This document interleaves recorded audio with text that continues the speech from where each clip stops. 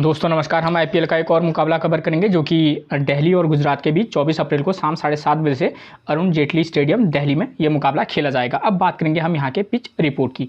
Pitch report की बात करें दोस्तों तो यहाँ की जो विकेट है एक बैलेंसिंग विकेट है, यानी कि बल्लेबाज और गेंदबाज को पिच से मदद मिलती है, चाहे फर्स्ट इनिंग हो या सेकेंड इनिंग। लेकिन एक चीज़ क्लियर कर दूँ, इस विकेट पर बल्लेबाजी के लिए अच्छी कंडीशन रहती है, ठीक है, फर्स्ट इनिंग में भी और सेकेंड इनिंग में भी।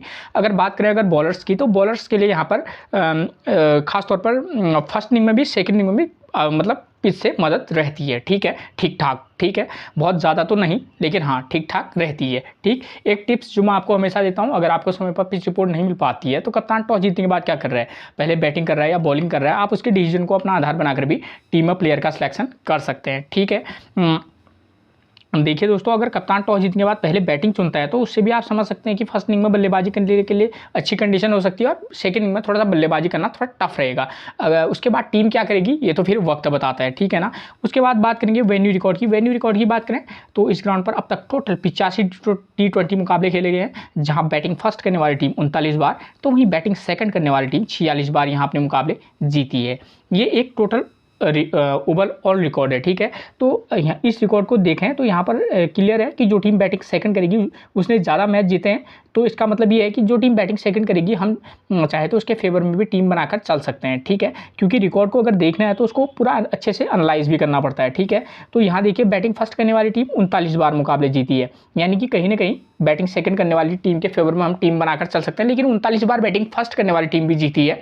तो इसका मतलब ये भी क्लियर है कि हाँ अगर हम चाहें तो बैटिंग फर्स्ट के फेवर में एक दो टीमें बनाकर चल सकते हैं, ठीक है। ये रिकॉर्ड आपको थोड़ा कंफ्यूज ना कर दे, इसके लिए मैं हमेशा आपके लिए एक करंट का रिकॉर्ड लेकर आता हूं, ठीक है ना, ताकि आपको पूरा पिक्चर क्लियर हो जाए। ये है आईपीएल 2023 और 24 में जो यहाँ T20 मुकाबले खेले गए हैं, लास्ट के 6 मुकाबलों का रिकॉर्ड है। तो देखिए इन लास्ट के 6 मुकाबलों में टोटल बैटिंग फर्स्ट करने वाली टीम 4 बार तो वहीं बैटिंग सेकंड करने वाली टीम 2 बार यहाँ अपने मुकाबले जीती है, ठीक है। एवरेज स्कोर कितना रहा है 165 का, यानी कि कहीं ना कहीं बल्लेबाजी के लिए अच्छी कंडीशन है, एवरेज स्कोर से क्लियर है, ठीक है। जो एवरेज स्कोर होता है वो होता है फर्स्ट इनिंग में जो टीम स्कोर करती है उसका रिकॉर्ड होता है, ठीक है। तो देखिए 6 में से 4 बार बैटिंग फर्स्ट करने वाली टीम जीत रही है, तो ये करंट का रिकॉर्ड है। तो हम ये करेंगे कि जो टीम बैटिंग फर्स्ट करेगी उसके फेवर में टीम बनाकर चल सकते हैं, ठीक है। अगर हम इस रिकॉर्ड को देखेंगे तो यहाँ 46 बार बैटिंग सेकंड करने वाली टीम जीत रही है, तो कभी कभी क्या होता है रिकॉर्ड भी हमको कंफ्यूज कर देता है, ठीक है।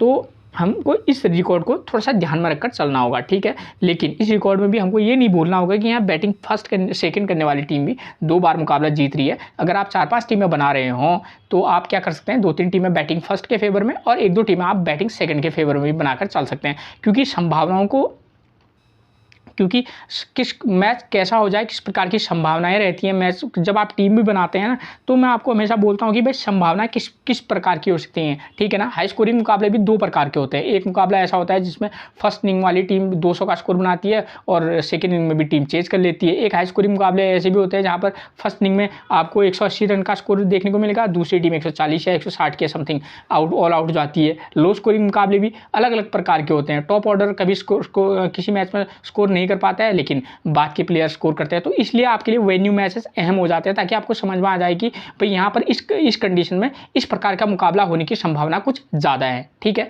तो वहाँ पर आपको कई चीज़ों को ध्यान में देना होता है। वेन्यू मैच है, प्लेयर की फॉर्म कैसी चल रही है, ओपनर बॉलर उनके किस फॉर्म में है और पिच कंडीशन कैसी है, यहाँ पर हेल्प पेसर को पिच से ज़्यादा मदद है, स्पिनर को मदद है, ठीक है। तो ये तमाम चीज़ों को आपको फैक्टर अगर दिमाग में होंगे तो आप एक अच्छी टीम तभी बनती भी है, ठीक है ना। और उसमें भी और भी कई फैक्टर होते हैं, ठीक है। उसके बाद बात करेंगे इन 6 मुकाबलों में। देखिए इन 6 मुकाबलों में टोटल कितने विकेट गिरे हैं, 79 विकेट गिरे हैं, जहाँ फर्स्ट इनिंग में 37 तो सेकंड इनिंग में 42 विकेट गिरे हैं। यही कहीं ना कहीं फर्स्ट इनिंग हो या सेकंड इनिंग हो यहाँ विकेट गिरते हैं। इस बात कम से कम इस चीज़ से इस रिकॉर्ड से ये तो क्लियर है, ठीक है। लास्ट के 6 मुकाबले हैं उनमें देखिए पेसर ने लिए हैं 21 विकेट फर्स्ट इनिंग में और फर्स्ट इनिंग में स्पिनर को मिले हैं 13 विकेट।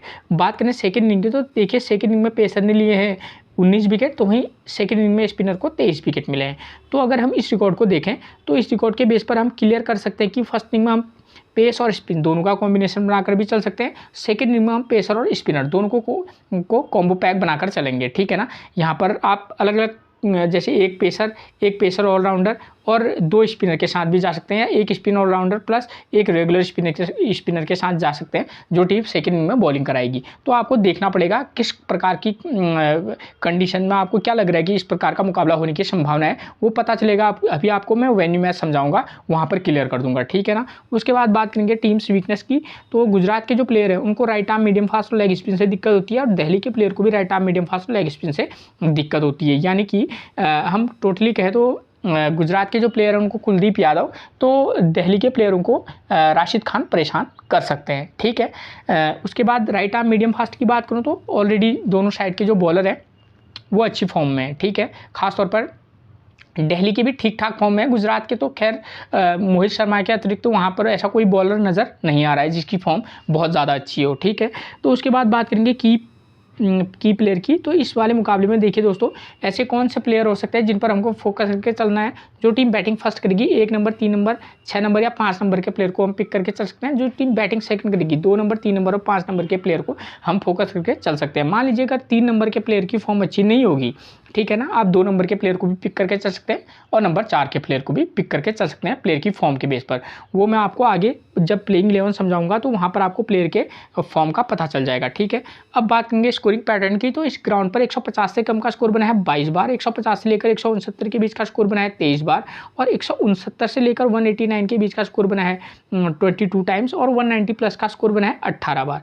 यानी कि यहाँ हर प्रकार का स्कोर आपको देखने को मिलता है, ठीक है। तो ऐसे जो जहाँ पर इस प्रकार के मुकाबले होते हैं तो वहाँ पर जो मैं आपको बताता हूँ कि भाई कप्तान टॉस जीतने के बाद क्या कर रहा है, ठीक है, उस पर ध्यान देना थोड़ा सा अहम हो जाता है, ठीक है। अगर कप्तान ने बल्लेबाजी चुन ली, हम तो उसके फेवर में बना के चल लेंगे, लेकिन अब टीम भी अच्छा करनी चाहिए, ठीक है ना। ये तो एक ट्रिक है। अब जरूरी नहीं होता है कि भाई ऐसा ही हो जाएगा, लेकिन हाँ, एक अगर कप्तान पिच पड़ने में फेल हो गया तो दोस्तों हम तो फिर क्या ही अपनी बात करें।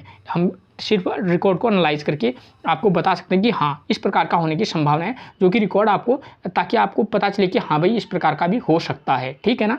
आपको भी तो नॉलेज है, आपको भी आइडिया है पूरा, ऐसी कोई बात थोड़ी है। अब बात करेंगे वेन्यू मैसेज की। तो इससे आपको पता चलेगा कि भाई इस ग्राउंड पे किस प्रकार के मुकाबले होते हैं और हमको किस प्रकार की टीम बनाना हमारे लिए ठीक रहेगा, ठीक है। देखिए 20 अप्रैल का ही मुकाबला है, परसों का ही, ठीक है ना। तो देखिए आपको मैं वेन्यू मैच समझाऊंगा, तो आपको ध्यान देना होगा स्कोर कितना बन रहा है, विकेट कितने गिरे, चाहे फर्स्ट इनिंग हो या सेकेंड इनिंग हो, ठीक है। उसके बाद आपको ध्यान देना होगा स्कोर करने वाले बल्लेबाज का नंबर कौन सा है। आखिर यहाँ टॉप ऑर्डर स्कोर करता है, मिडिल ऑर्डर स्कोर करता है, पावर प्ले में कितने विकेट गिर रहे हैं, और जो टीम बॉलिंग करा रही है चाहे फर्स्ट इनिंग या सेकेंड इनिंग हो, पेसर कितने विकेट ले रहे हैं, स्पिनर कितने विकेट ले रहे हैं, ठीक है। इससे आपको थोड़ा बहुत आइडिया हो जाता है कि भाई इस प्रकार का मुकाबला हो सकता है। ऐसा ही मुकाबला होगा, ऐसा मुकाबला तो कभी नहीं होगा, ऐसा जैसा होगा उसमें आपको थोड़े बहुत चेंजेस करके चलने होंगे, ठीक है ना। हो सकता है इस वाले मुकाबले में दोनों ओपनर ने स्कोर किया है, हो सकता है इस वाले मुकाबले में एक नंबर का प्लेयर स्कोर करे, जो अब खेला जाएगा 1 नंबर का प्लेयर स्कोर, उसके बाद सीधे 4 नंबर का प्लेयर स्कोर कर दे, ठीक है। तो कई प्रकार की सोच होती है, उसमें यही मेन रखता है कि भाई प्लेयरों की फॉर्म क्या है। अब दूसरा वाला मुकाबला ये है, मैं आपको दोनों मुकाबले समझाऊंगा, इसके बेस पर आप टीम बना भी सकते हैं, ठीक है ना। तो मैं सबसे पहले बात करूंगा दोनों वेन्यू मैचेस के कॉमन फैक्टर की। एक एक बात को आप ध्यान से समझते हुए चलना, ठीक है। सनराइज हैदराबाद ने फर्स्ट इनिंग में बल्लेबाजी की है, स्कोर कितना किया है 266 रन, विकेट कितने गिरे हैं 7, और दिल्ली चेज नहीं कर पाई, लेकिन 200 रन पर वो भी पहुँच गई थी, ठीक है ना। अब देखिए फर्स्ट इनिंग में स्कोर करने वाले बल्लेबाज कौन है। हाई स्कोरिंग मुकाबले के बेस पर अगर आप टीम बना रहे होंगे तो आप किस प्रकार की टीम बना सकते हैं, आप इसको ध्यान में रखकर चलेगा। तो हाई स्कोरिंग वाला मुकाबला बना रहे होंगे तो जो टीम बैटिंग फर्स्ट करेगी 1 नंबर, 2 नंबर और 6 नंबर का प्लेयर यहाँ स्कोर कर रहा है, तो यानी कि हम हाई स्कोरिंग वाला मुकाबला बनाएंगे तो हम ये कर सकते हैं कि प्लेयर, अगर दोनों प्लेयरों की फॉर्म अच्छी है ओपनरों की, तो उनमें से एक को पिक कर लेंगे, ठीक है। दोनों की अच्छी है तो दोनों को पिक करना, मतलब अगर ठीक ठाक है तो जिसकी ठीक हो आप उसको पिक करके चल सकते हैं, लेकिन आपको ध्यान देना होगा कि अपोजिशन साइड की जो बॉलिंग टीम करा रही है उनके जो बॉलर है उनकी फॉर्म क्या है, ठीक है, ठीक। तो हम ओपनर में से एक को पिक कर लेंगे। यहाँ 2 नंबर के प्लेयर ने स्कोर किया तो आप चाहे तो 3 नंबर के प्लेयर को पिक कर सकते हैं फॉर्म के बेस पर। उसके बाद 4 या 5 नंबर के प्लेयर को भी आप अगर चाहें तो पिक करके चल सकते हैं उनके कंडीशन की, जो जिनकी फॉर्म अच्छी होगी, ठीक है। तो यहाँ पर इस तरीके का एक मैं आपको डेमो बता रहा हूँ, उसके बाद आपको खुद ही समझ के चल जाएंगे आप, ठीक है। पावर प्ले में 0 विकेट गिर रहा है, ठीक हो गया। और दूसरे वाले मैच की बात करें तो देखिए यहाँ ये मुकाबला पिछले साल का है 2023 का। तो यहाँ आरसीबी ने फर्स्ट इनिंग में बल्लेबाजी किया, स्कोर कितना किया 181, और स्कोर कितना, विकेट कितने गिरे महज 4, और दिल्ली 187 का स्कोर किया है, विकेट कितने गिरे हैं 3। यानी कि इस वाले मुकाबले में स्कोर भी बना है और विकेट भी कम गिरे हैं। एक एक पॉइंट को ध्यान में रख के चलिएगा, आपको किस प्रकार से मैच टीम बनानी होगी। अब और मैं एक टीम यहाँ लो स्कोरिंग मुकाबले भी इस ग्राउंड पर होते हैं, तो मैं आपको बता रहा हूँ कि अब मैं आपको एक ऐसी इस प्रकार का भी बताऊंगा कि अगर आपको लो स्कोरिंग मुकाबला होगा तो आप तब किस प्रकार की टीम बनाकर चल सकते हैं। तो इस वाले मुकाबले के बेस पर बनाएंगे, ये दोनों लगभग सेम है, लगभग 200 का स्कोर बन रहा है। और स्कोर करने वाले बल्लेबाज कौन है, 1, 2 और 4। कम से कम यहाँ पर एक चीज़ क्लियर है कि फर्स्ट वाले मैच में टॉप ऑर्डर ने स्कोर किया था और यहाँ पर भी टॉप ऑर्डर स्कोर कर रहा है। तो आप ये मान के चलिए कि जो टीम बैटिंग फर्स्ट करेगी तो उसके टॉप ऑर्डर में से 1-2 प्लेयर में से एक प्लेयर को आप पिक करके चल सकते हैं, बशर्ते उसके बाद आप 3 नंबर या 5 नंबर के प्लेयर को पिक करके चलें, ठीक है ना। और बात करें अगर फर्स्ट इनिंग बॉलिंग की, तो यहाँ पर देखिए फर्स्ट इनिंग में पेसर ने लिए हैं 4 विकेट, स्पिनर को 0 विकेट मिल रहा है इस वाले वेन्यू मैच में, ठीक है। और इस वाले में जो परसों हुआ था उस वाले में फर्स्ट इनिंग बॉलिंग में पेसर 1 स्पिनर 5, यानी कि पूरा उलट पुलट हो रहा है। यहाँ पर इस वाले में क्या हो रहा है, पेसर 4 ले रहा है और यहाँ पेसर सिर्फ 1। तो ये मान के चलिएगा दोस्तों कि हम क्या करेंगे, एक पेसर और एक स्पिनर को लेकर चल सकते हैं, ठीक है ना। ठीक क्वालिटी अगर स्पिनर है जैसे केदार जाधव या राशिद खान, तो आप उनको लेकर चल सकते हैं किसी मैच में। और किसी मैच में आपको लगे कि भाई मेरे को ड्रॉप करना चाहिए, तो आप तब उस कंडीशन में ड्रॉप करके चल सकते हैं। खासतौर पर कब, जब आपको लगे कि यहाँ लो स्कोरिंग मुकाबला होगा, ठीक है। देखिए दोस्तों, यहाँ पर वो हाई स्कोरिंग और लो स्कोरिंग दोनों प्रकार के मुकाबले होते हैं, तो आपको उन चीज़ों को ध्यान में रखकर टीम बनानी होगी, ठीक है ना। तो फर्स्ट वाला क्लियर हो गया कि हमको किस प्रकार की मतलब सिचुएशन समझ ली कि फर्स्ट इनिंग में क्या हो रहा है। और सेकंड इनिंग की बात करें तो यहाँ भी चेंज हो गया है स्कोर, यहाँ चेंज नहीं हुआ है। तो यहाँ पर क्या हुआ है, स्कोर करने वाले बल्लेबाज 3 नंबर, 4 नंबर, 6 नंबर के प्लेयर ने स्कोर किया है, जो कि अच्छा खासा स्कोर किया है, 42, 44 और 65 रन, ठीक है। यानी कि ये प्लेयर भी हमारे ड्रीम टीम में आ सकते हैं। तो हमको ध्यान देना होगा कि जब हम टीम बनाएंगे, हम फर्स्ट इनिंग से बल्लेबाजों को चूज करेंगे, तो सेकेंड इनिंग में से भी हम क्या कर सकते हैं, बल्लेबाजों को पिक करके चल सकते हैं, बशर्ते कि यहाँ सेकंड इनिंग में विकेट कितने गिरे हैं, पेसर ने 7 विकेट लिए हैं, स्पिनर ने 3 विकेट लिए हैं, ठीक है। लेकिन फिर भी बल्लेबाज ने स्कोर किया है। तो अक्सर हमारे दिमाग में ये रहता है कि भाई आप पेसर भी विकेट ले रहे हैं, स्पिनर भी विकेट ले रहे हैं, इसका मतलब होता है कि बल्लेबाज नहीं चलेंगे। तो ये फैक्टर कम से कम आप अपने दिमाग से निकाल दीजिएगा कुछ मैचेस में कंडीशन के बेस पर, ठीक है ना। क्योंकि इसकी किस कंडीशन में है, यहाँ बल्लेबाजी के लिए अच्छी कंडीशन है इस पिच पर, तो कंडीशन भी आपको पता होनी चाहिए, ठीक है। और यहाँ बात करूँ अगर सेकेंड इनिंग बॉलिंग की, तो यहाँ पेसर 7 विकेट, स्पिनर 3 विकेट ले रहा है। यानी कि हम क्या कर सकते हैं, जो टीम सेकंड में बैटिंग करेगी हम उसके बल्लेबाज को भी पिक करके चल सकते हैं, और साथ में जो टीम बॉलिंग करेगी उसके पेसर और स्पिनर दोनों का कॉम्बिनेशन बनाकर भी चल सकते हैं। कम से कम इस रिकॉर्ड के बेस पर ऐसा नज़र कुछ आ रहा है, बशर्ते कि आप 2 नंबर, 5 नंबर, 6 नंबर के प्लेयर को पिक करके चलें, ठीक है। उसके बाद बात करें दूसरे वाले वेन्यू मैच की, तो यहाँ पर भी देखिए आप, यहाँ पर चेंज हो गया है, ठीक है। एक में चेंज नहीं हुआ था, लेकिन फिर भी आसानी से चेंज कहेंगे इस वाले मैच में। तो देखिए सेकंड इनिंग में 2 नंबर, 3 नंबर, 4 नंबर का प्लेयर स्कोर कर रहा है, तो कहीं ना कहीं हम ये कह सकते हैं कि सेकंड इनिंग में भी बल्लेबाजी के लिए अच्छी कंडीशन रहती हैं, ठीक है। और पावर प्ले में 1 विकेट गिर रहा है, और सेकंड इनिंग में यहाँ पेसर 2 विकेट और स्पिनर 1 विकेट ले रहा है, ठीक है। देखिए दोस्तों, यहाँ पर जब आपको ये लगेगा कि भाई, वैसे भी मैंने जब आपको वेन्यू में रिकॉर्ड समझाया, तो लास्ट के 6 मैचों में से 4 मैच जो है जिस टीम ने बैटिंग फर्स्ट की है वो मैच जीते हैं, ठीक है। तो संभावना इस बात की बहुत ज़्यादा है कि जो टीम बैटिंग फर्स्ट करेगी उसके जीतने के चांसेस हाई रहेंगे। लेकिन जब आप इस प्रकार की टीम बना रहे हो कि बैटिंग सेकंड करने वाली टीम जीत रही हो, तब आप इस मैच को फोकस करके चल सकते हैं, ठीक है। बशर्ते कि आप प्लेयर की फॉर्म देख लीजिएगा, ओपनर बल्लेबाज कौन है वगैरह वगैरह, और बशर्ते कि 1 नंबर, 3 नंबर, 5 नंबर को दें, या 1 नंबर, 3 नंबर, 4 नंबर को प्लेयर को पिक करें, ठीक है। और वैसे सेम सेकंड इनिंग में भी आप चाहे तो 2 नंबर, 3 नंबर, 5 नंबर के प्लेयर को भी पिक करके चल सकते हैं। तो आपको सब चीज़ों को ध्यान में रखकर चलना होगा कि भाई आप किस कंडीशन की टीम बना रहे हैं, आपको क्या लगता है कि ये मुकाबला ऐसा हो सकता है, और टॉस के वक्त कप्तान क्या डिसीजन लेता है उस पर भी आप निगाह बनाकर रखिएगा, ठीक है। तो ये चीज़ें रहती हैं। अब बात करते हैं कंडीशन के, और एक चीज़ क्लियर कर दूं, कैप्टनसी और वाइस कैप्टनसी के लिए यहाँ पर एक बेहतरीन विकल्प हो सकते हैं बल्लेबाज, क्योंकि बल्लेबाज ही यहाँ स्कोर कुछ ज़्यादा कर रहे हैं, ठीक है। तो यह चाहे ये वाला वेन्यू मैच उठाकर देख लो, या जो परसों हुआ था वहाँ पर भी देखिए 89, 59, 65। तो हमारे लिए जो क्या हो सकते हैं, जो कैप्टन है वो मतलब बैट्समैन हो सकते हैं। पेसर ने 7 विकेट लिए हैं, तो यहाँ पर से आप बॉलर को भी वाइस कैप्टनसी दे सकते हैं। एक विकल्प खुलता है, लेकिन हाँ, जो जहाँ पर बैटिंग पिच होती है वहाँ पर बहुत कम चांसेज ऐसे होते हैं दोस्तों, नहीं तो नहीं कहना चाहिए, लेकिन बेहद कम चांसेज ऐसे होते हैं जहाँ पर बॉलर को आप वाइस कैप्टन बनाएं, वो 2 या 3 विकेट भी ले, तो कभी कभी वो भी वाइस कैप्टनसी मतलब ड्रीम टीम में वाइस कैप्टन नहीं होता है, ठीक है। ठीक है, बैटिंग पिचेस पर, ठीक है। तो ये चीज़ आपको ध्यान में रखनी होगी। अब बात आती है कैप्टन, सॉरी, अब टीम किस प्रकार की बनाएं। टीम बनाने से पहले मैं एक चीज़ आपको लिए क्लियर कर दूं। यहाँ जो लो स्कोरिंग मुकाबले के बेस पर आप टीम बनाएंगे, तो यहाँ पर क्या होता है कि लो स्कोरिंग मुकाबलों में टॉप ऑर्डर में से 1, 2, 3 में से एक बल्लेबाज स्कोर करता है, उसके बाद मिडिल ऑर्डर के बल्लेबाज खासतौर पर 5 और 6 नंबर के प्लेयर स्कोर करते हैं, ठीक है, फर्स्ट इनिंग में, ठीक है, ध्यान दीजिएगा। और जो टीम सेकंड इनिंग में बल्लेबाजी करती है उसके भी टॉप ऑर्डर से खासतौर पर 1 नंबर, 3 नंबर, 5 नंबर के प्लेयर पर आप फोकस करके चलिएगा, ठीक है, बैटिंग फर्स्ट, बैटिंग सेकंड। और जो टीम बॉलिंग फर्स्ट करेगी आप उसके पेसर और स्पिनर दोनों का कॉम्बिनेशन बनाकर चल सकते हैं, और सेकंड इनिंग में भी आप एक पेसर और एक स्पिनर के साथ जा सकते हैं। तो इस तरीके का यहाँ कुछ कॉम्बो पैक रहता है, ठीक है। तो इस तरीके का आपको ध्यान में रखना चाहिए, ठीक है। और लो स्कोरिंग मुकाबले भी यहाँ थोड़ा सा कम होते हैं, लेकिन नहीं होते हैं ऐसा नहीं कहना चाहिए। अब बात करूँगा मैं टीम किस प्रकार की बना सकते हैं। तो अगर 2 कंडीशन होगी, या तो दिल्ली बैटिंग फर्स्ट करेगी या गुजरात टाइटंस। तो मैं ये मान के चल रहा हूँ, अगर दिल्ली बैटिंग फर्स्ट करेगी तो हम किस प्रकार की टीम बना सकते हैं, और गुजरात बैटिंग फर्स्ट करेगी तो तब हम किस प्रकार की टीम बनाएंगे। देखिए दोस्तों, सबसे पहले हम बात करेंगे कि भाई हमको प्लेयर की फॉर्म का पता होना चाहिए। तो दिल्ली की तरफ से प्लेयरों की फॉर्म की बात करूँ तो यहाँ देखिए आप पृथ्वी शॉ की फॉर्म 16, 7, 32, 66, 10, 43, यानी कि अप डाउन वाला मामला है। कब किस मैच में परफॉर्म कर दे कोई भरोसा नहीं है। लेकिन ये वाला जो मैच है, यहाँ पर क्या दिक्कत है कि यहाँ पर प्रॉब्लम मैं आपको बताता हूँ कि यहाँ पर जो है जो ओपनर प्लेयर हैं स्कोर कर रहे हैं बैटिंग फर्स्ट में, यहाँ स्कोर करने के लिए अच्छा कंडीशन है बल्लेबाजी के लिए, तो किसी मैच में आप इनके साथ जा सकते हैं, ठीक है। और डेविड वार्नर 1, 8, 10, 18 मतलब बहुत बेकार फॉर्म चल रही है, ठीक है।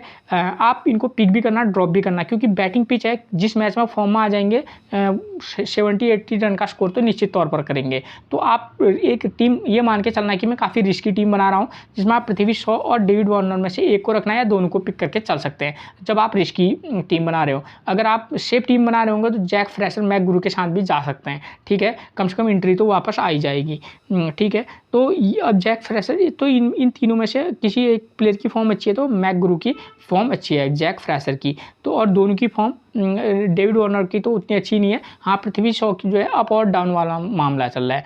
अब इन 3 प्लेयरों की फॉर्म तो हमने देख ली दिल्ली की तरफ से।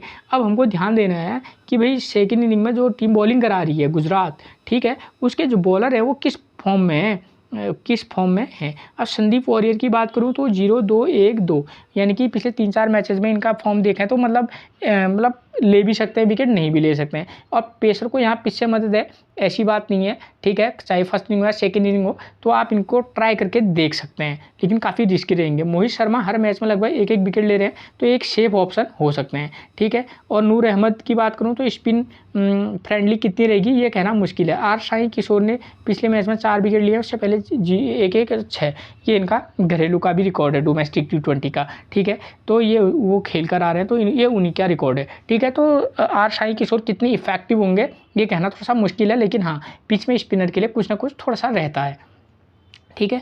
और उसके बाद राशिद खान की बात करें, ये बल्ले से भी और 1-1 विकेट ले रहे हैं, तो एक चॉइस बन सकते हैं। तो अगर मैं टोटल बॉलरों की बात करूं गुजरात के, तो उनकी फॉर्म ठीक ठाक है, मतलब बहुत बेहतरीन भी नहीं कह सकते हैं, ठीक है। तो यहाँ पर से आप क्या कर सकते हैं, तो इसलिए मैंने क्या अब मैंने टीम बनाते वक्त इस बात को ध्यान में रखा है। तो गुजरात के बॉलरों की फॉर्म उतनी अच्छी नहीं है, तो पृथ्वी शॉ को हम पिक करके चल सकते हैं, ठीक है, किसी में ड्रॉप भी करना, मैकग्रू मस्ट पिक रहेंगे।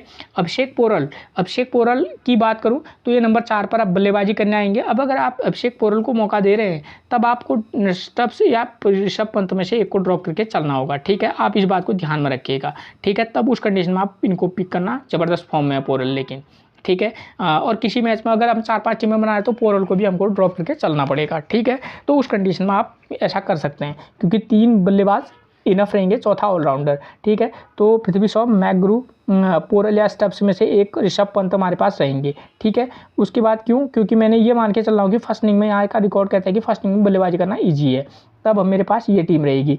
कुलदीप यादव, नॉर्थ और मुकेश कुमार, इन दोनों में से एक को पिक करूंगा। किसी मैच में इन दोनों को भी पिक करके चल सकता हूं, इन दोनों में से एक को पिक करना। जैसे खलील अहमद है, आप चाहें तो खलील अहमद, नॉर्थ हो या मुकेश कुमार, इन दोनों में से एक को, और किसी मैच में आप खलील अहमद को भी पिक करके चल सकते हैं, ठीक है। जैसे अक्षर पटेल हो, जब आपको लगेगा कि भाई कुलदीप यादव को मैं ड्रॉप करके चलता हूँ, ठीक है, क्योंकि यहाँ पर स्पिनर को किसी मैच में कम ही विकेट मिलते हैं, तो उस कंडीशन में आप इनको पिक करके चलते हैं। क्योंकि अक्षर पटेल का मसला ये है, क्योंकि बल्लेबाजी के लिए अच्छी कंडीशन रहती है फर्स्ट इनिंग में, तो क्या पता अगर उनकी बल्लेबाजी नहीं आई और बॉलिंग से भी उतने ज़्यादा कारगर नहीं है तो उस कंडीशन में थोड़ा सा फंस सकता है गेम। तो इसलिए ये भी एक फैक्टर है कि मैं उनको पिक नहीं कर रहा हूँ इस वाले मैच में। लेकिन मैं लो स्कोरिंग वाला मुकाबला के आधार पर टीम बनाऊंगा, जहाँ मैंने आपको बोला है कि यहाँ टीमें 140 150 के स्कोर में भी आउट हो जाती हैं या 150 160 में, तो उस कंडीशन में मैं ऊपर से के बल्लेबाजों को ड्रॉप करके अक्षर पटेल को पिक करूंगा। तो आपको भी इन सभी संभावनाओं को ध्यान देना होगा। और गुजरात टाइटंस की बात करें तो यहाँ पर किसी मैच में वेन्यू मैच जब समझाएंगे तो यहाँ पर कुछ मैचेस में स्कोर चेंज हो रहा है, कुछ मैच में स्कोर चेंज नहीं हो पा रहा है। तो आप ध्यान देना कि किस कंडीशन में टीम बना रहे हैं। तो गुजरात टाइटंस गिल ठीक ठाक फॉर्म में, बहुत अच्छी फॉर्म में नहीं है, ठीक ठाक फॉर्म में। साई सुदर्शन भी ठीक ठाक फॉर्म में है, ठीक है, मतलब भरोसा किया जा सकता है इन दोनों प्लेयरों पर।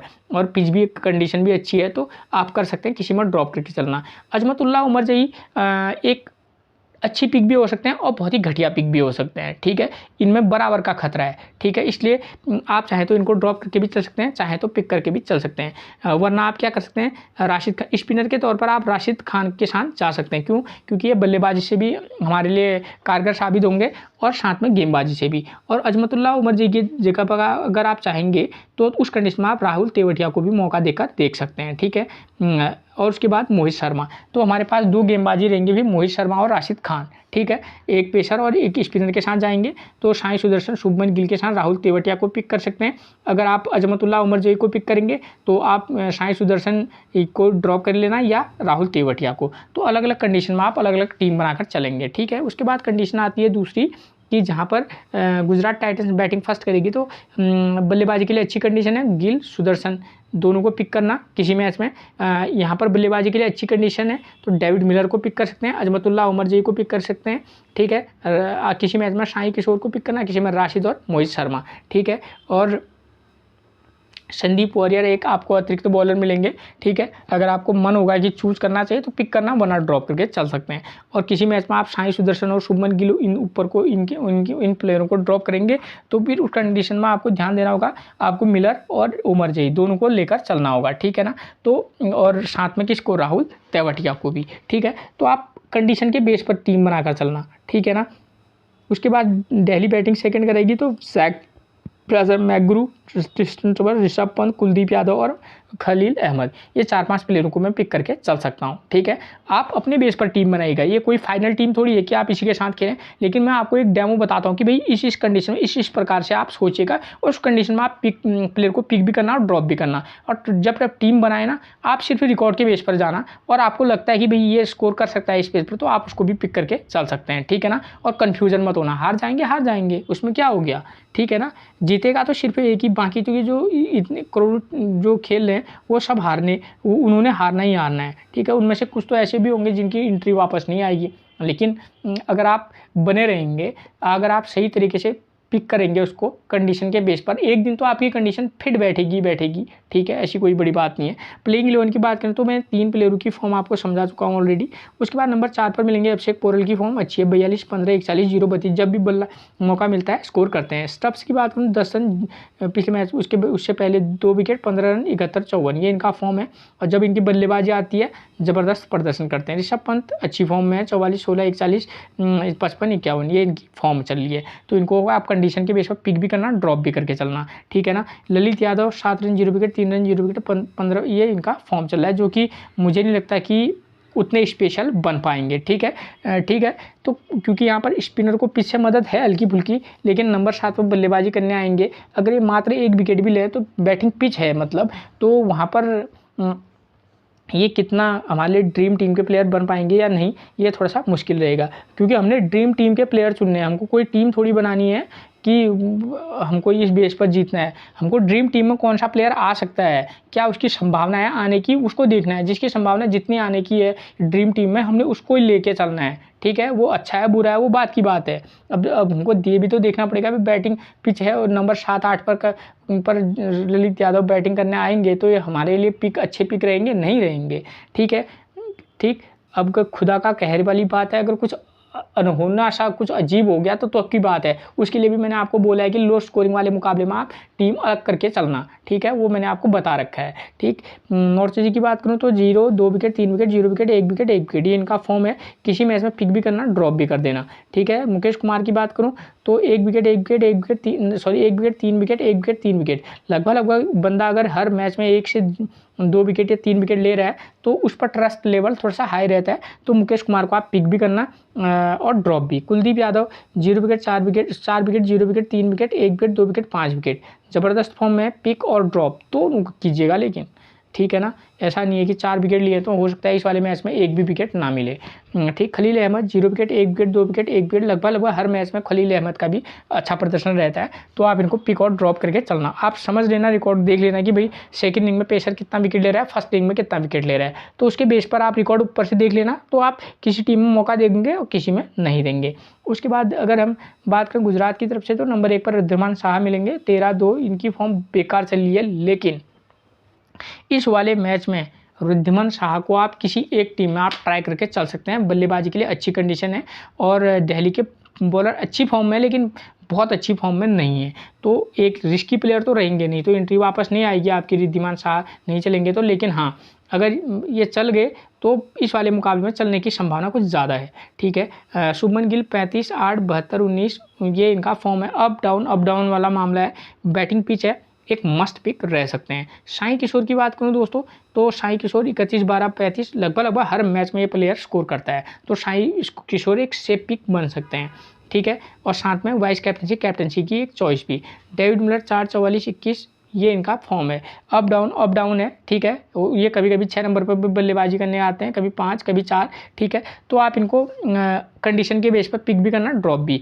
अजमतुल्ला उमर जी का फॉर्म उतना कोई खास नहीं है, लेकिन बॉलिंग से 1 विकेट और अगर 20 रन बना दें तो ड्रीम टीम में प्लेयर हो सकते हैं। उसके बाद नंबर 6 पर मिलेंगे राहुल तेवटिया, ये भी अच्छी फॉर्म में है। 36 रन, 10 रन, 22, 20, 30, 23, क्योंकि ये थोड़ा सा निचले पर बल्लेबाजी करने आते हैं तो वहाँ पर बॉल उतनी बची नहीं रहती हैं, ठीक। आते ही हिटिंग करना है, अगर बल्ले में आ गई तो अच्छा स्कोर कर देते हैं, अगर नहीं आए तो फिर जल्दी आउट हो जाते हैं। तो ये भी जो नीचे के जो प्लेयर होते हैं उनके साथ भी बड़ा मसला होता है कि 17 ओवर में बल्लेबाजी करने आएगी तो उसमें उठाना ही उन्हें मतलब सीधे 6 ही मारना है, ठीक है। तो थोड़ा सा दिक्कत रहेगी। तो आप कंडीशन के बेस पर इनको पिक और ड्रॉप दोनों कीजिएगा, ठीक है। मैंने कंडीशन ये है, कंडीशन का मतलब है कि भाई आप टीम किस प्रकार की बना रहे हैं, क्या मान के चल रहे हैं कि सेकंड इनिंग वाली टीम जीतेगी तो, और उसमें क्या होने की संभावना ज़्यादा है, या सेकंड इनिंग में इस तरीके का वेन्यू मैच के बेस पर आप टीम बनाएंगे, ठीक है। शाहरुख खान अब क्या ही बताएं, अब राशिद खान को हम पिक करके चलेंगे, ठीक है। और साई किशोर को ड्रॉप या पिक, आपको जब आप राशिद खान को पिक करेंगे तो फिर साई किशोर को ड्रॉप करके चलना, ठीक है। अगर इन दोनों में से एक को पिक करके चलना। नूर अहमद की बात करूँ, स्पिन के लिए उतनी फ्रेंडली विकेट तो नहीं है, ठीक है। उसके बाद मोहित शर्मा मिलेंगे, 2 wicket, 1 wicket, 0 wicket, 1 wicket, 3 wicket. ये बॉलर भी हर मैच में 1 से 2 विकेट ले रहा है, तो एक सेफ पिक बन सकते हैं, कम से कम अब तक के रिकॉर्ड के बेस पर हम कह सकते हैं, ठीक है। इस वाले मुकाबले में क्या करेंगे ये वक्त बताएगा, ठीक है। संदीप वॉरियर 0 विकेट, 2 विकेट ये इनका फॉर्म चल रहा है, ठीक है। तो आप मैच जब बनाएंगे तो आप कंडीशन देख लीजिएगा कि भाई यहाँ इस प्रकार के मुकाबले भी हुए हैं। लो स्कोरिंग मुकाबले के बारे में मैंने आपको जानकारी ऑलरेडी दे दी है, हाई स्कोरिंग मुकाबले मैंने आपको बताई दिए हैं, ठीक है। कभी चेंज हो रहा है, कभी नहीं हो रहा है, तो आप देखना टीम के फॉर्म के बेस पर, ठीक है। फिर मिलेंगे हम आपसे एक और प्रेडिक्शन के साथ, तब तक के लिए आप सभी को मेरा प्रणाम दोस्तों।